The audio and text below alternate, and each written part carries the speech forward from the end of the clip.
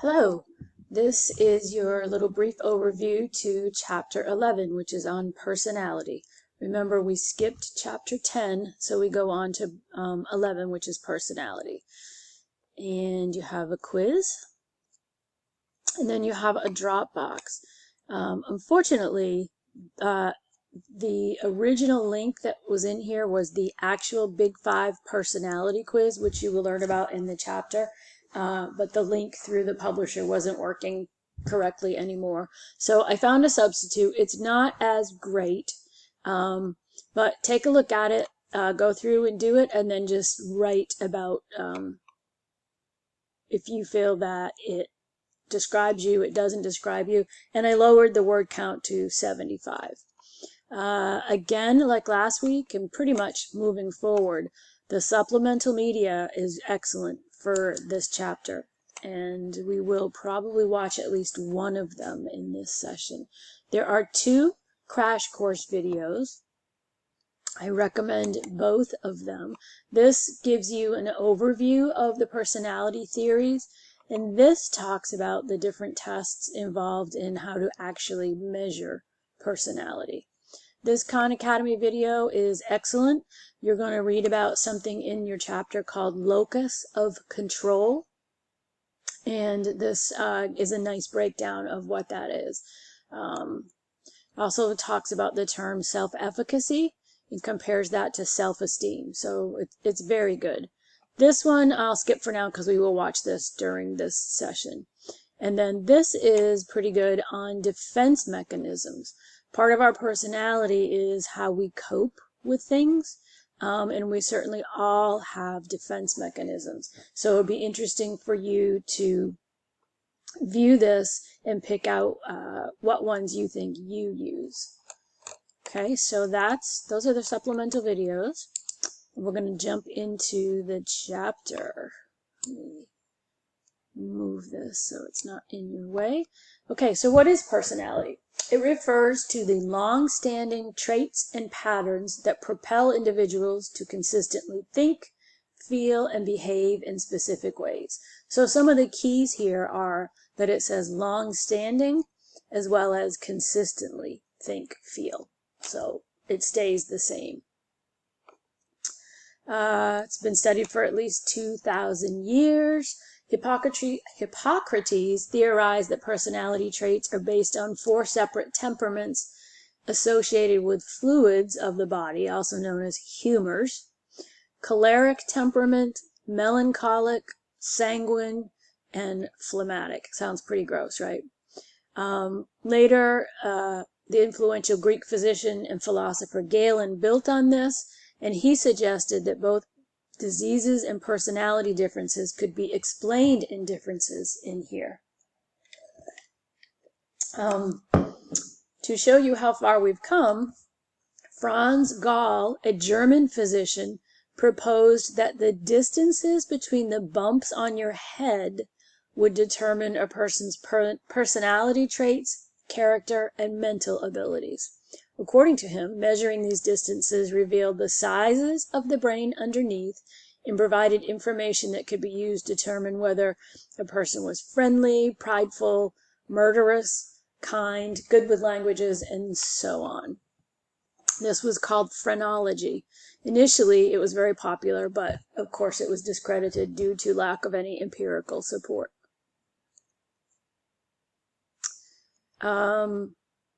Another theory, Kant and psychologist William Wundt thought that everybody could be sorted into 4 temperaments, and he listed traits. But Wundt suggested that a better description could be achieved by using 2 major axes: emotional and non-emotional, and changeable and unchangeable. And you can see that here on the chart. Freud's psychodynamic theory, or perspective of personality, was the first comprehensive theory of personality, explaining a wide variety of both normal and abnormal behaviors. According to Freud, unconscious drive, so remember we've always talked about everything for Freud was in your subconscious, unconscious drives influenced by sex and aggression, along with childhood sexuality, other forces that influence our personality. He attracted many followers who modified his ideas to create new theories, and these theorists are called neo-Freudians. And they agreed that childhood experiences matter, but they took out all his emphasis on sex and repression and focused more on the social environments and the effects of culture on personality. So again, his personality perspective was the first known in the field. This link to learning actually might be a good one for you to click on. It gives you an overview. Again, this is more about Freud, but he said that only 1/10 of our mind is conscious. Let me show you the thing. So like, here's what we're aware of, and according to him, this is what happens below our conscious level. The rest of our mind is unconscious. Our unconscious refers to that mental activity of which we are unaware and we can't access. According to Freud, unacceptable urges and desires are kept in our unconscious through a process called repression. So we just keep it down. According to Freud, our personality develops when we have a conflict between two forces, our biological, aggressive, and pleasure-seeking drives versus our internal control over these drives. And our personality results in our efforts to balance these. And he suggested 3 interacting systems, and you may have heard of this before: the id, the ego, and the superego. The id is the you want what you want right then, present from birth, directs impulses for hunger, thirst, sex. Through social interactions with parents and others in a child's environment, these develop the ego and the superego develop to help control the id. So the superego can think of as kind of maybe like your conscience, and it develops as children learn rules about what's acceptable. And then the ego, in this situation, is the rational part of our personality. It's the part that's seen by others, and he refers to it as the reality principle. So it helps satisfy what we want, but also keep us in check. Freud maintained that if there's an imbalance, it can lead to something called neurosis, which is a tendency to be negative, anxiety disorders, or unhealthy behaviors. Defense mechanisms, which I mentioned there's a video about, are kind of how we cope with anxiety, things we do to make ourselves feel better. Real quickly, denial, refusing to accept real events because they're unpleasant. Displacement, you're upset about something, but you sort of take it out on something else. Projection, maybe there's something about yourself that you don't like, and you suddenly start to see that in other people. Rationalization, we all use this a lot. Justifying behaviors by substituting acceptable reasons for less acceptable real reasons. The example here, Kim failed his history course because he didn't study or attend class, but he told his roommates he failed it because the professor didn't like him. Reaction formation, reducing anxiety by adopting beliefs that go against what we actually believe in. Regression, returning to coping strategies for less mature stages of development. And then, as we said, repression is pushing down those memories. Sublimation is redirecting unacceptable desires through socially acceptable channels. And that video will show you some different ones as well.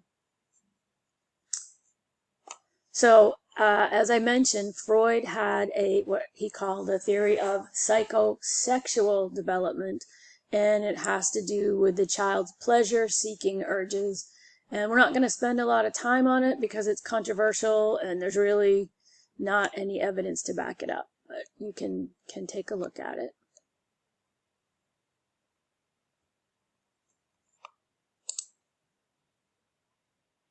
Alfred Adler. He developed what is called individual psychology, and he's also the person who developed the concept of inferiority complex. So when a person feels that they don't measure up to those around them. Adler believed that feelings of inferiority in childhood are what drive people to attempt to gain superiority, and that is the driving force between all our thoughts, emotions, and behaviors. He also believed in social connections and saw that we have three fundamental tasks that we all have to experience: occupational, which means career; societal, friendship; and love tasks, finding an intimate partner. His major contribution is the birth order theory, that the order in which we're born into our family shapes our personality. And this is definitely worth clicking on. It's got some advertisement on it, which is annoying, but it goes through and it will tell you the typical characteristics of a firstborn child versus the middle child. And you can look at it and see where you fall in that and see if it rings true to you. Erik Erikson, very famous person in the field, and he developed the psychosocial stages of development. And this is what your Dropbox question is based on. Different versions of this will call this part developmental tasks. Some call it crises, which seems a little dramatic, but these are the stages that he says that everybody goes through. And to become happy and healthy, you have to successfully navigate these tasks. So age 0 to 1, the task is trust versus mistrust. And this is when you can see by the age where an infant needs to know that its basic needs will be met. And in order to develop a healthy personality, that has to happen. The next, stage 2, is autonomy versus shame or doubt. That's when a sense of independence in many tasks develops. Initiative versus guilt. That's when they're kind of testing things, taking initiative on some activities, but if they overstep, they may feel guilt.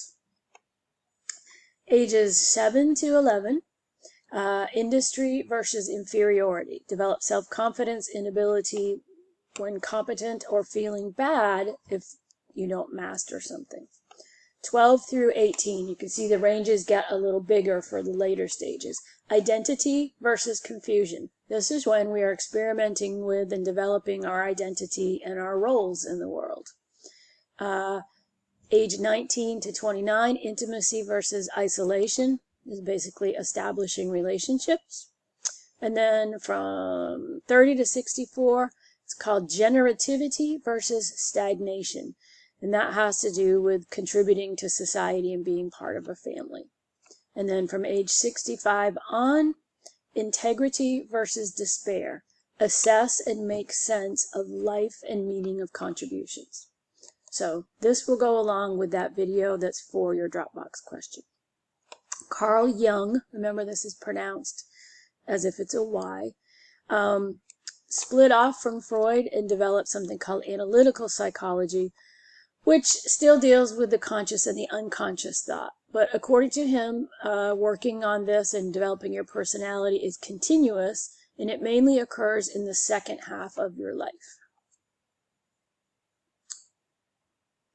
This is where the terms introvert and extrovert comes from. And you can look over this chart on your own.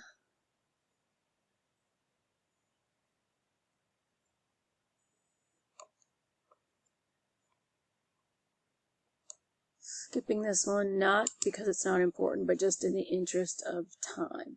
So different perspectives on personalities. Behaviorists don't think it has to do with biology. They don't see personality traits as being inborn. They think it's absolutely shaped by reinforcements and consequences. Social cognitive perspective, Albert Bandura, who was the person involved, remember the Bobo doll experiment? He presented a social cognitive theory of personality that emphasizes both learning and cognition as sources of different parts of how we develop. Reciprocal determinism, again, we're with Bandura. is where cognitive processes all interact. It just means one characteristic impacts the other, and they all kind of work together. Observational learning can shape your personality according to Bandura. Self-efficacy is our level of confidence in our abilities, and it affects how we approach things. And you will learn if you watch the Khan Academy video that a person can have low self-esteem but high self-efficacy if there's some area that they know they're really good in. So this is interesting. Locus of control. Locus of control simply has to do with our beliefs about the power we have over our own lives. Are we internally in control of ourselves, or is it based on things outside of us? So that would be interesting for you to read also. And then here's an additional web page. All right, I'm going to skip over this. This talks about the marshmallow experiment, which is what the video I'm going to show you. Oh, and it's also linked in your book now. So you could watch it here or through the supplemental at the end. Abraham Maslow and Carl Rogers. One of Carl Rogers' main ideas was about self-concept, how we feel about ourselves. We also talk about Carl Rogers later when we talk about approaches to therapy. So he feels that we have two categories, the ideal self and the real self. The ideal self is who you would like to be, and the real self is who you are. And we experience something called congruence when our thoughts about our real self and the reality is very similar. When they don't match up, it's called incongruence and can lead to what's called maladjustment and some personality problems. Moving on to, oh, let me go back. Sorry about that. Skipped over Maslow. Maslow proposed what's called a hierarchy of needs, and there's actually a lot of images of it. It's a triangle. And the highest need at the top would be self-actualization or achievement of our fullest potential. And at the bottom are our basic needs: food, water, shelter. And he proposed that you can't really get to your best self if you don't have your basic needs met first.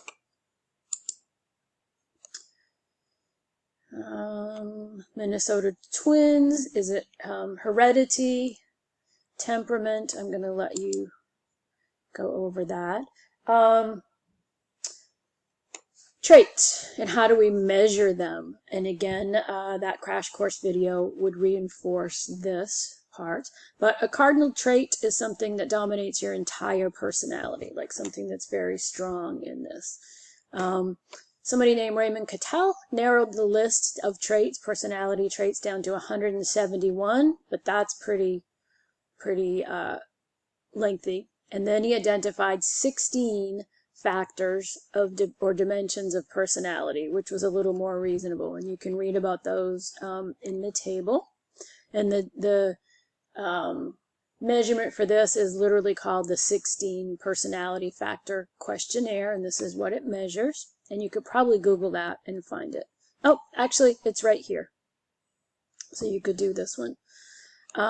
Temperament. Okay, I'm going to go through real quick. The 5-factor model, which is what your Dropbox is about. It's a personality theory, and it hits a middle ground with 5 factors being referred to as the big 5 personality factors. It's the most popular theory in personality psychology today, and the most accurate approximation of basic personality dimensions.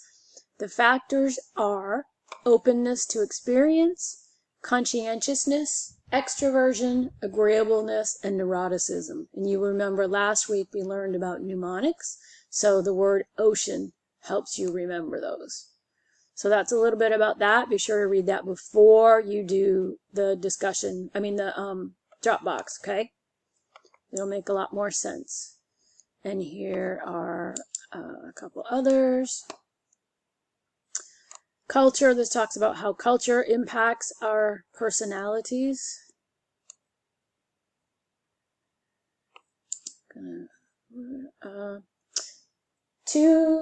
main thing, and again, video on this in the crash course, how do we measure it? The Minnesota Multiphasic Personality Inventory. It's also known as the MMPI. It is used for all sorts of things.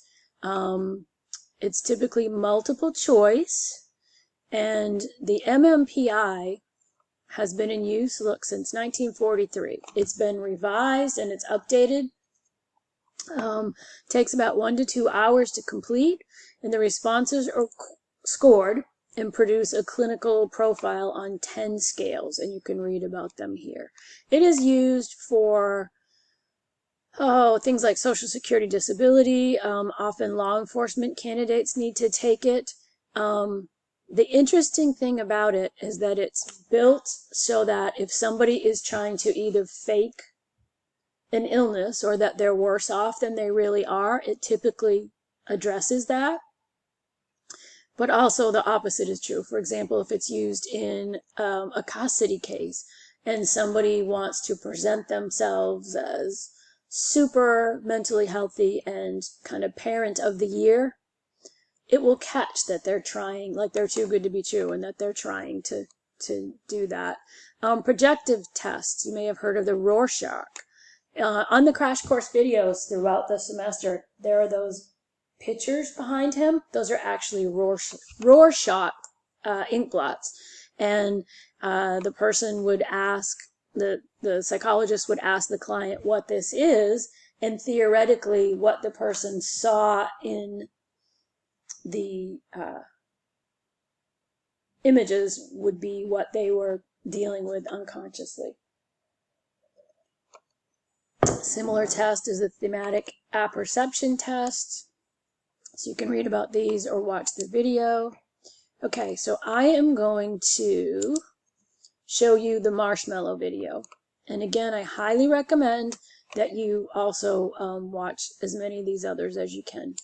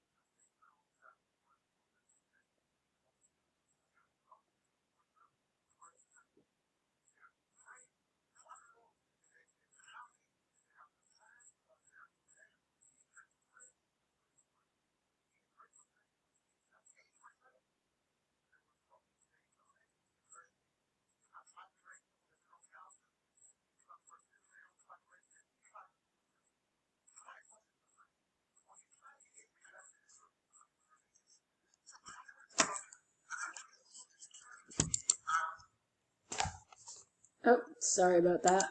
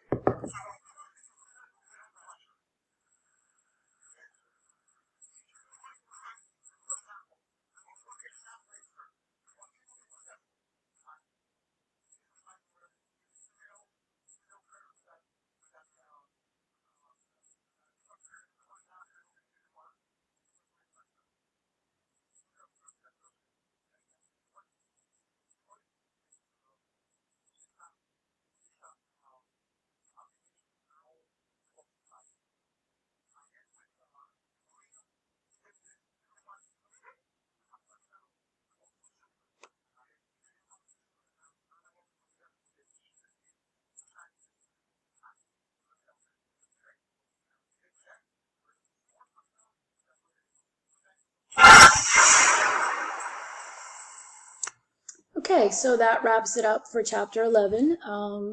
Do go back and read those parts of the chapter that I skipped over, but again, I encourage you to look at the videos this week. As always, email me if you have any questions or we need to set up a Zoom. Be happy to do that with you. Take care and have a good week.